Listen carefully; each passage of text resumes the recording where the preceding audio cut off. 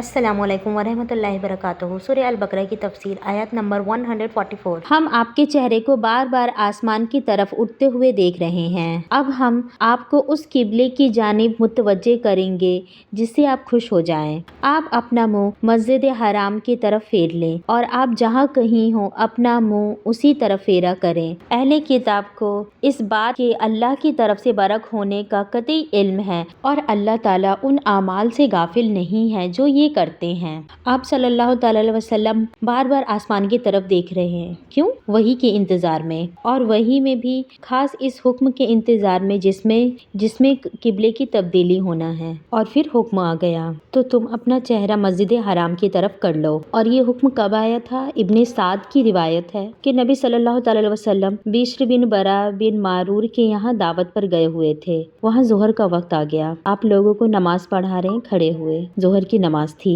2 रिकात पढ़ा चुके। तीसरी रिकात में यकायक वही के जरिए ये आयत नाजिल हुई और उस वक्त नमाज के अंदर ही लोगों ने आपके पीछे अपना रुख तब्दील कर लिया। आप सबसे आगे आए और फिर सारे सहाबा ने अपना रुख दूसरी तरफ कर लिया। किसी एक ने भी नमाज नहीं तोड़ी, किसी ने भी हुज्जत नहीं की, क्योंकि नमाज तो सिखाती ही इताअत है। यानी बगैर एक लफ्ज बोले फौरन मुड़ गए। फिर क्या हुआ? ये हजरत अब्बास बिन बिश्र आपके साथ नमाज पढ़ के वापस जा रहे थे। रास्ते में उन्होंने देखा कि बनु हारिसा असर की नमाज पढ़ रहे हैं और रुकू की हालत में, तो उन्होंने पास से गुजरते हुए जोर से आवाज दी, पुकार के कहा कि खुदा की कसम मैंने नबी सल्लल्लाहु अलैहि वसल्लम के साथ खाने काबा की तरफ नमाज पढ़ के आ रहे हैं। और वो सब रुकू की हालत में थे, वैसे ही मुड़ गए, खड़े भी नहीं हुए। ये हाल था सहाबा की तावेदारी और फरमाबरदारी का। और यही तो टेस्ट था सबका, और ये सारे कामयाब हुए। इसीलिए अल्लाह ताला ने इनको चुन लिया और इनको अनमता अलैहिम कहा, इन्हीं सिफात की वजह से।